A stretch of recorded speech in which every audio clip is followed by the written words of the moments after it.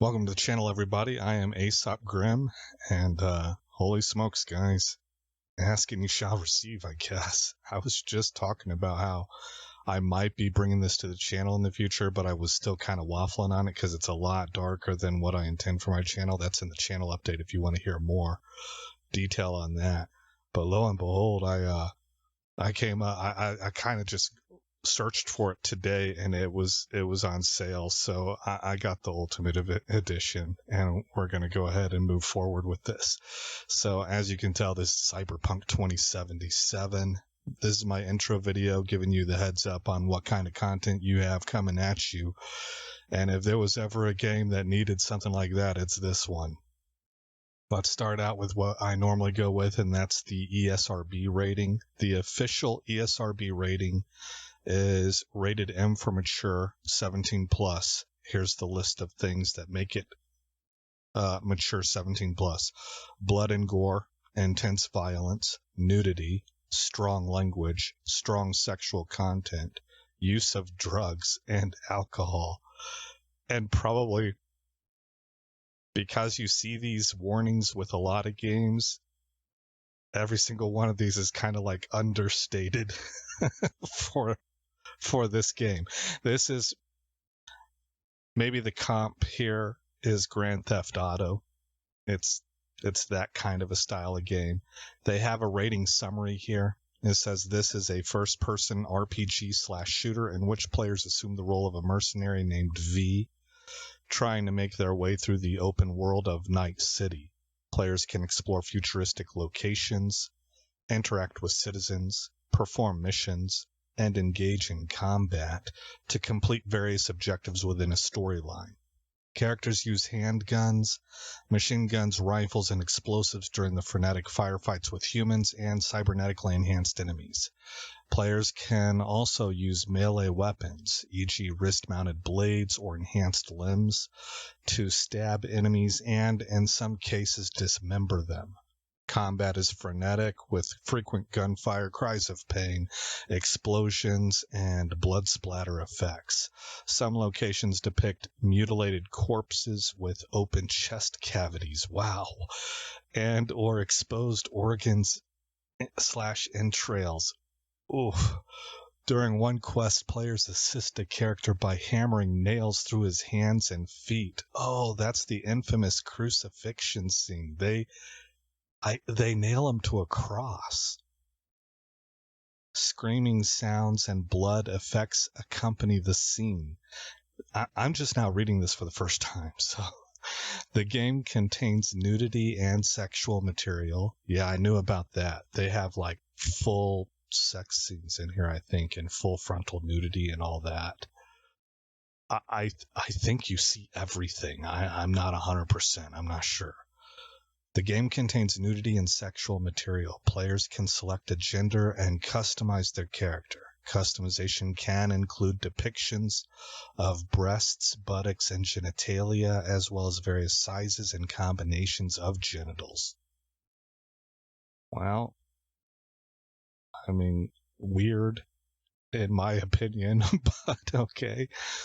Players can encounter events where they have the option to engage in sexual activities with other main characters or prostitutes. These brief sex scenes from a first-person perspective. What are we doing? Depict partially nude characters moaning suggestively while moving through various positions. Oh man, am I the only one that sounds kind of cringe to? Some scenes contain brief depictions of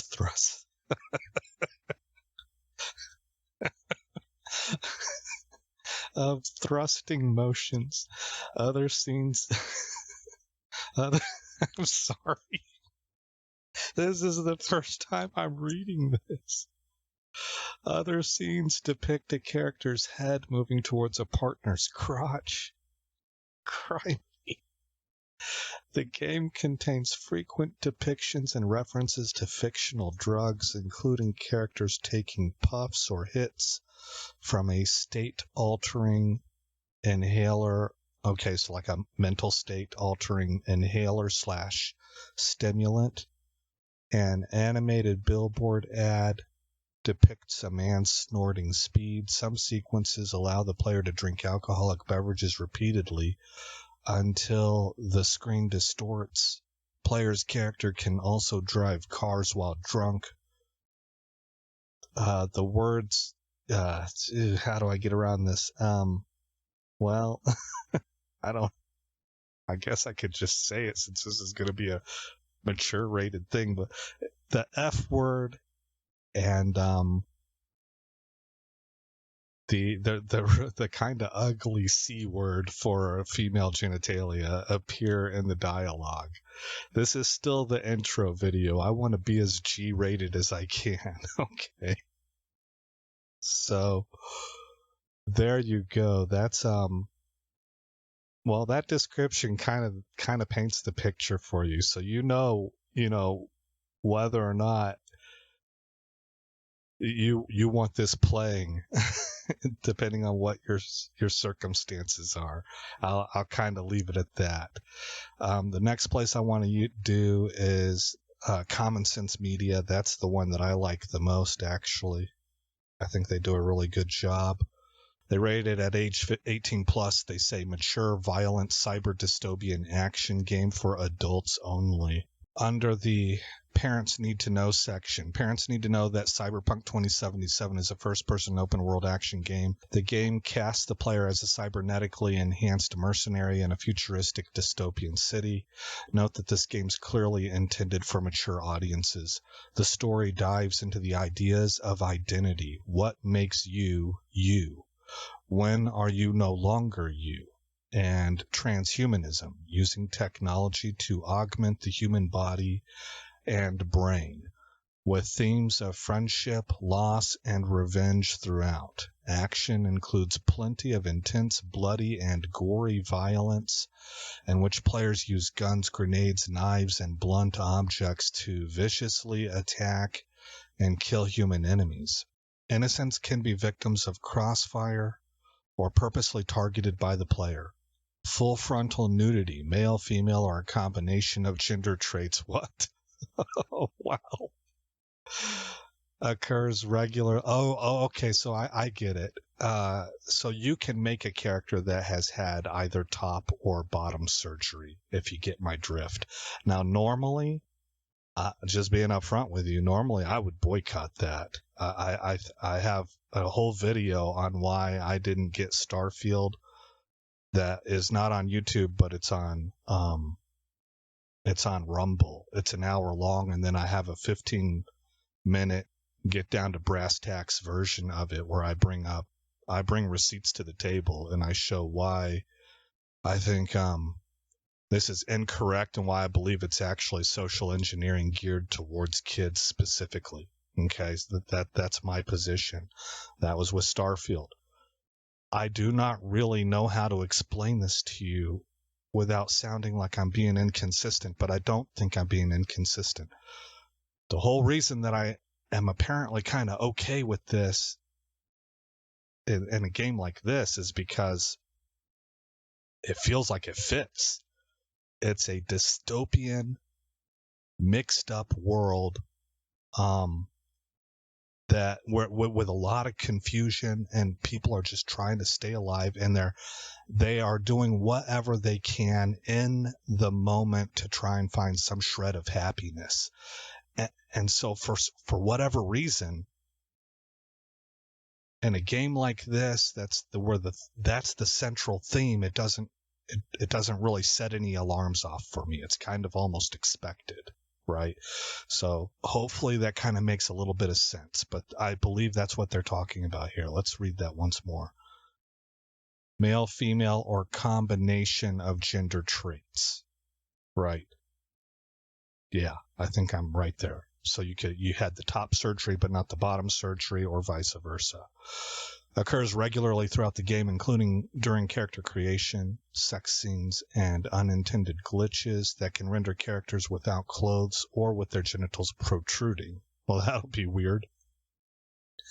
Players will interact with prostitutes called joy toys. Oh, that's where I heard that nickname. I didn't know what they were talking about. I saw it on like a a YouTube fan-made trailer video or something. So players will interact with prostitutes called Joy Toys, encounter a wide variety of sex toys in shops, Jiminy Cricket, homes, and even on the street, and hear sexually charged dialogue. Dialogue in text also includes frequent and strong profanity, including the F and C words. See, this author did like I did. They don't really want to say the actual words. Many characters, including the players, imbibe alcohol to excess, smoke cigarettes, and take performance-enhancing and mental state-altering substances via inhalers and edible products. Okay, I think that's all I need to put for the intro. Here we go. A lot or a little. What you will and will not find in this game.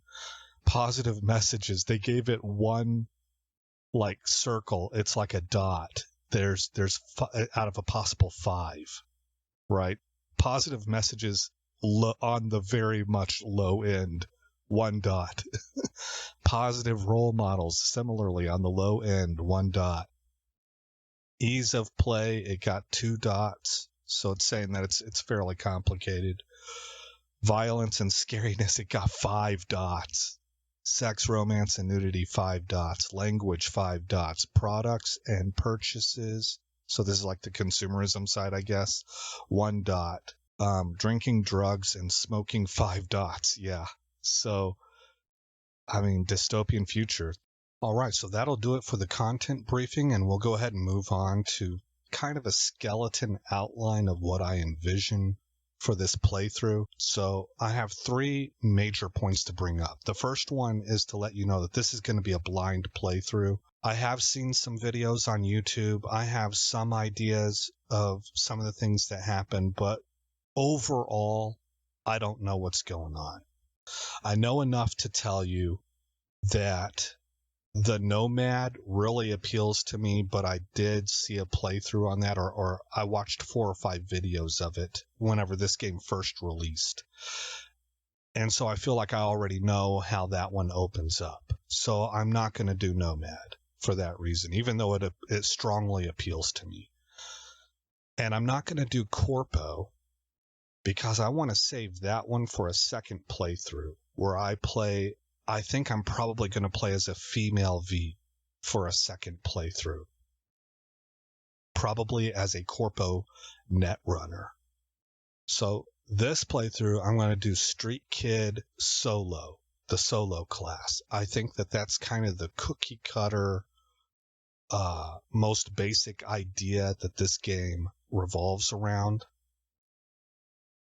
I'll go ahead and unlock this video for you guys to watch while we're talking about this. And it lets me play a blind... I think it's perfect for a blind playthrough where a lot of things are going to be ham-fisted. I'm going to miss a lot of content. There's going to be a lot of missteps. I'm not going to know how to optimize my build. I'm learning on the fly, right? Things of that nature. And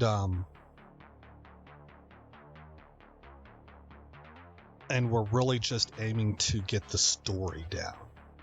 I think that's the plan right there. Now, I might play the DLC with this character, and I might not. I might stop at the end of the main story and save the DLC for a fresh start on a second playthrough, where we do a female V.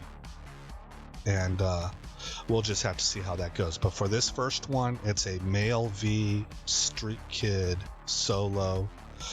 The upside of a blind playthrough is that the reactions are raw and real. That's what people tend to like about a blind playthrough. But the downside is what I already mentioned. Gonna miss a lot of things, not gonna optimize builds well.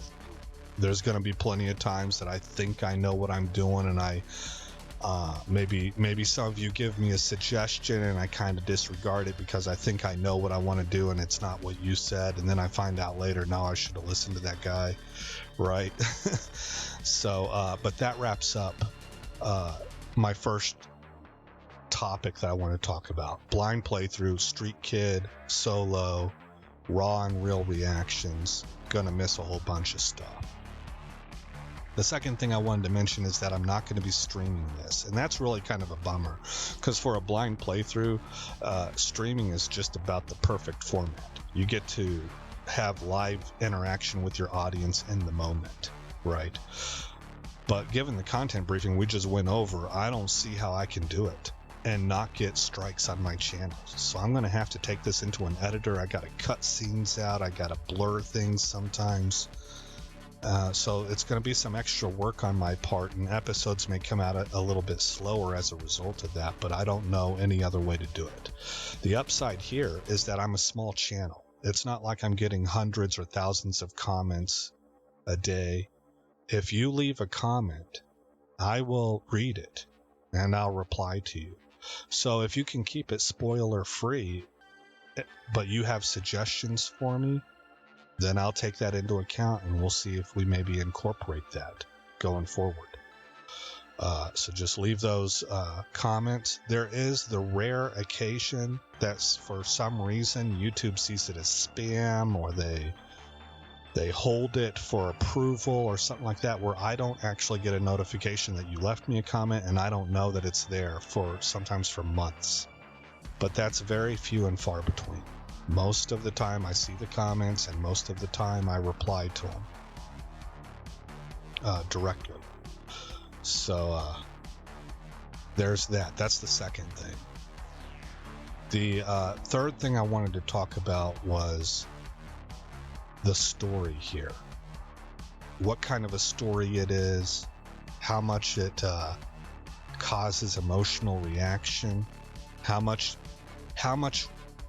me as the player connects to these characters, right? So that the scene that's unfolding before us right now becomes very difficult, right?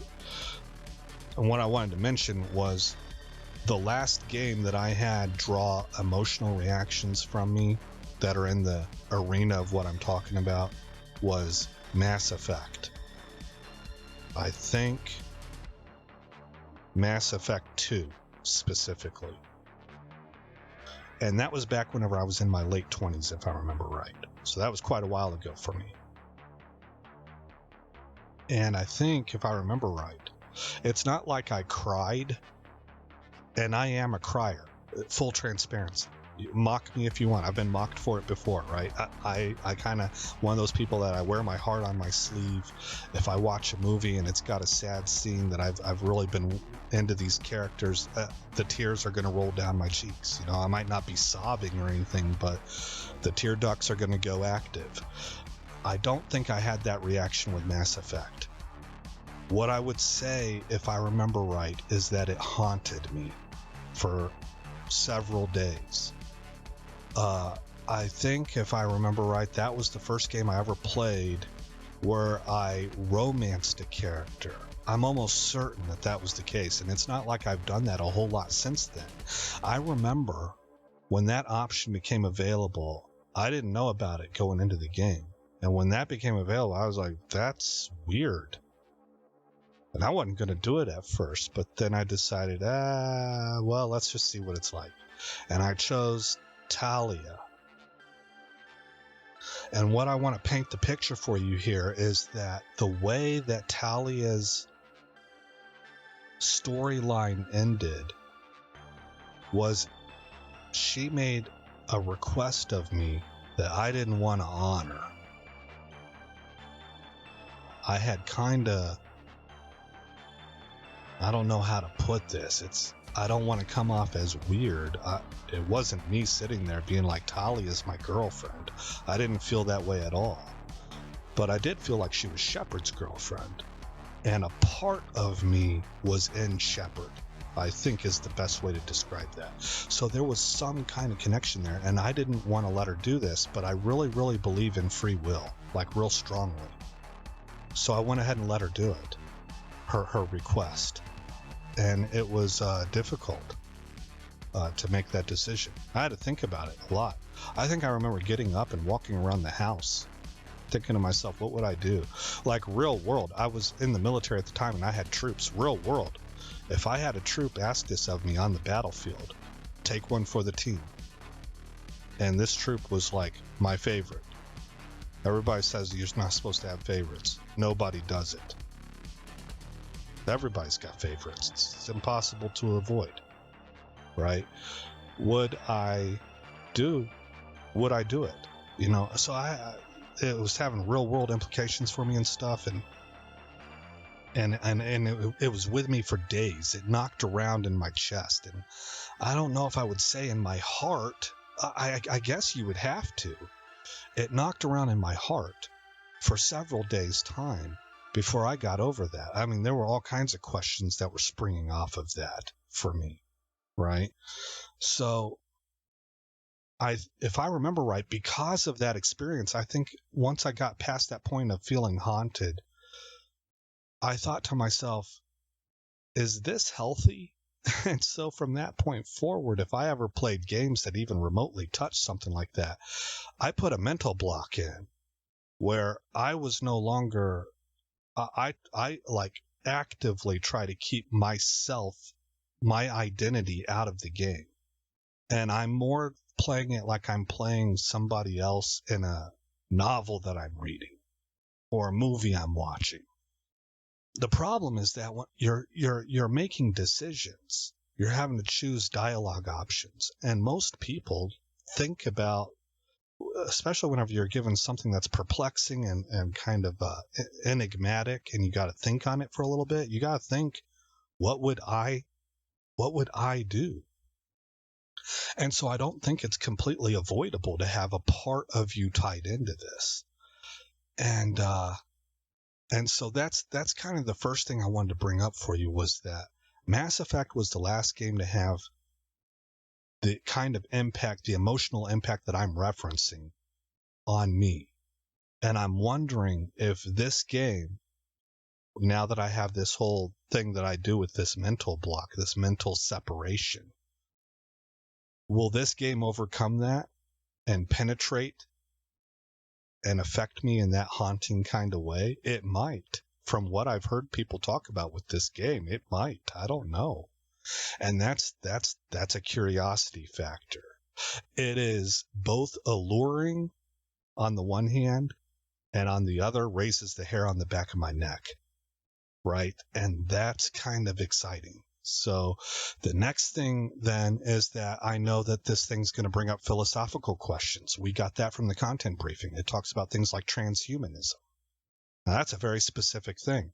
It's not talking about sentience. Let's say the aliens exist. I personally don't think that they do, but let's say they do. And we had an alien, a humanoid alien, show up from whatever planet or galaxy, exhibiting obvious intelligence. That creature is sentient and deserves what I might call rights to life, right? But it is not human. It's not human, and that's a distinction. And that's one of the things that apparently this game calls into. It asks those questions. Now, I come from the school of thought of Imago Dei, image of God. I think that's what makes a human being human. And so when you begin to depart from that, you are becoming something else. Not necessarily evil. I'm not willing to say that. Maybe just different, but not human anymore. You're something else. You fit into a different specification or classification, right? That's what I'm thinking. But I think this game's going to challenge me in some of those things, and it'll be fun to unwind. Now, on that note, if any of you have watched me play Deus Ex, you know that I have this proclivity to really go down the rabbit trail, not really deep down. I'll take time, though. I think out loud, and I unwind things, and then I reach a conclusion. So the cool thing about that is you get to see the step-by-step process and the reasoning that I'm putting forth, because you can hear it. I vocalize it. That's how I think. I think out loud. There are lots of times that I go drive around town and I'm talking out loud to myself, because that's how I figure things out. I can think internally also, but I do much better whenever I'm speaking out loud. And so that's what my tendency tends to be. But this game, I have a feeling, for the story to hit the right way, you got to keep a certain pacing. So I know what I'm prone to, and I have the feeling that I need to exert some discipline in that area. I think that we should pause and think about certain things. I think that is conducive and beneficial to the playthrough, but it needs to be controlled and confined, right? So I'll be working on that. That's going to take some discipline from me. Now, the last thing that I want to bring up was that in my channel update video, I talk about possibly bringing Cyberpunk 2077 to the channel. And I thought that I had like a month, a little bit more than a month to think on this, because that's when the Steam summer sale would be. It really shocked me that I found it on sale today. And I snatched that sucker up quick. And I got the Ultimate Edition. So that means I have the DLC.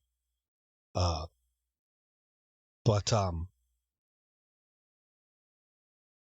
I lost my train of thought here.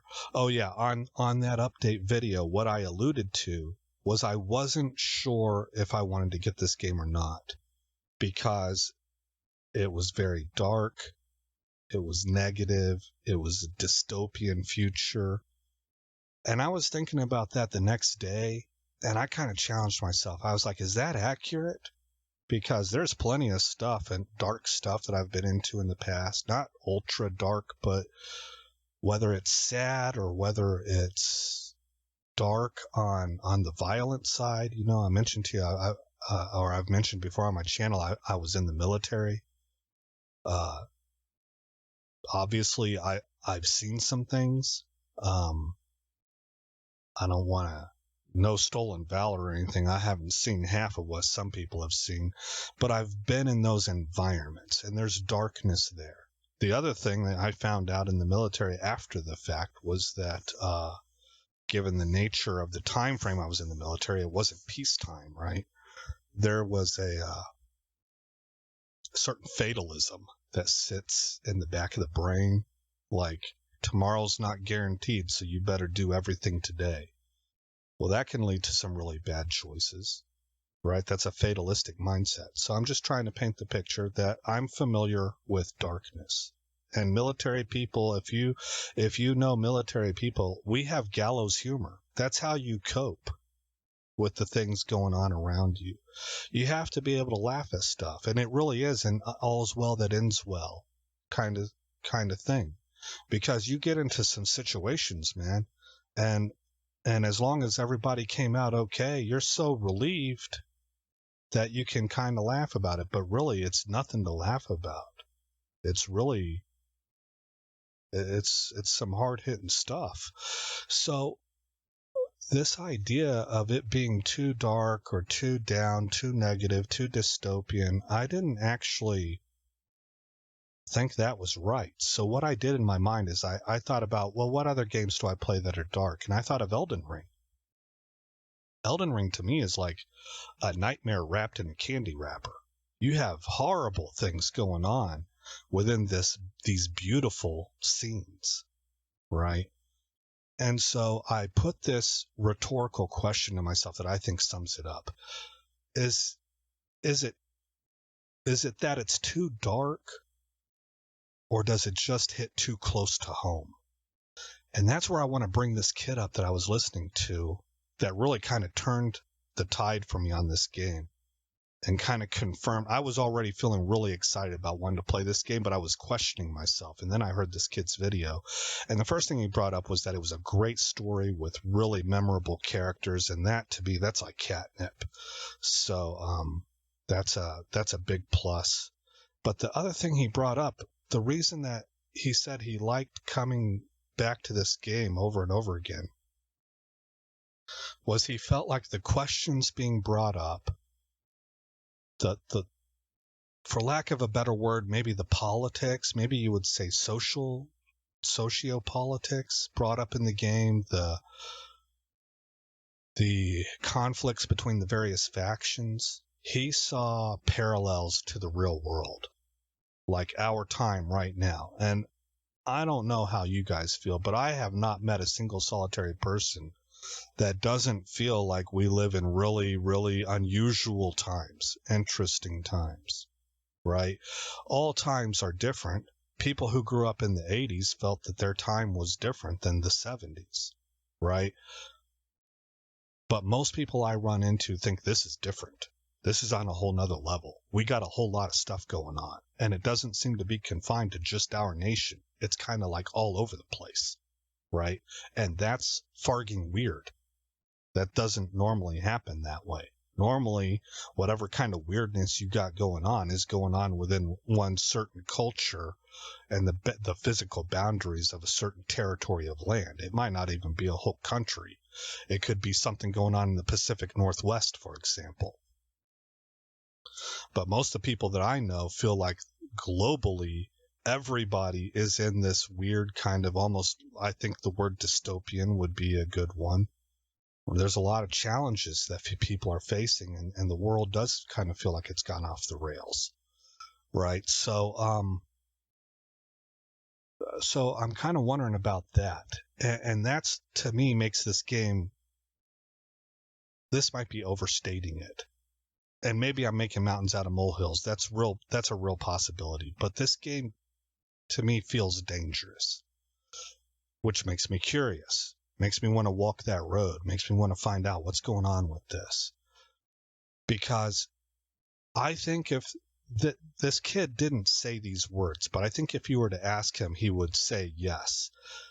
I think he would tell you that the reason that he loves returning to this world again and again and again is because it's a little bit like stepping into a crystal ball, or a little bit like that game is a reflection of near future events for our real world. I think that's what he would tell you. I think he would tell you, when it gets down to it, that it's preparing him for what's coming around the corner.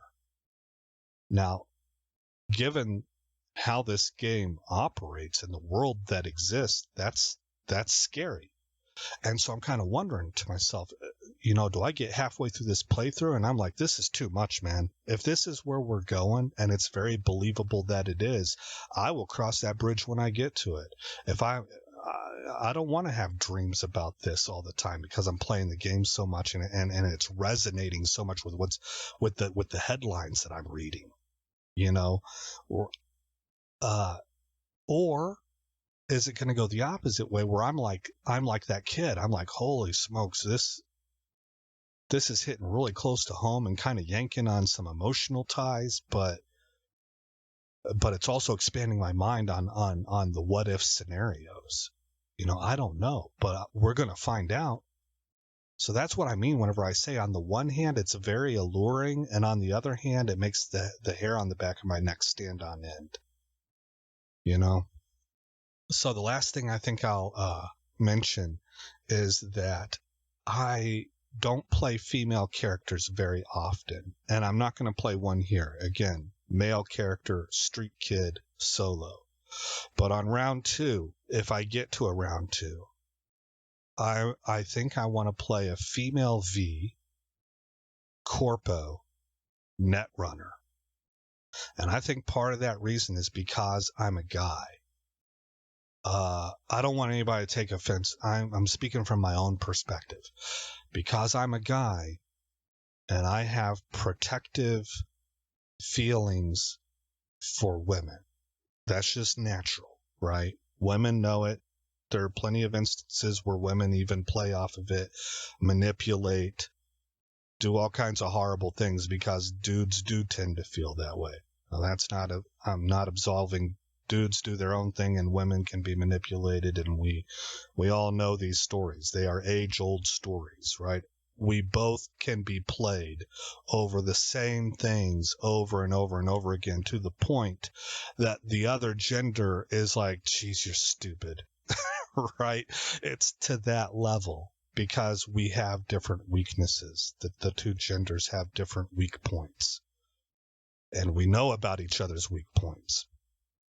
So because I have protective feelings for females, I think for a second playthrough where I know more about what I'm doing, I'm willing to research more on the internet to find out how storylines unfold and what missions to take or whatever. I know how to do the build better. And then, so I feel like I can play the story better. And then I have a female lead on top of that in a story that's designed to pull on your heartstrings. Right. And I think that could be, well, for lack of a better word, emotionally intense. I think is the word I'm looking for, is the phrase I'm looking for. But that would be for round 2, and that's if I make it to round 2. There's no guarantee I make it through round 1. I don't know what I'm in for here. That's why I'm excited and nervous at the same time. Right, but I think that'll wrap it up, guys.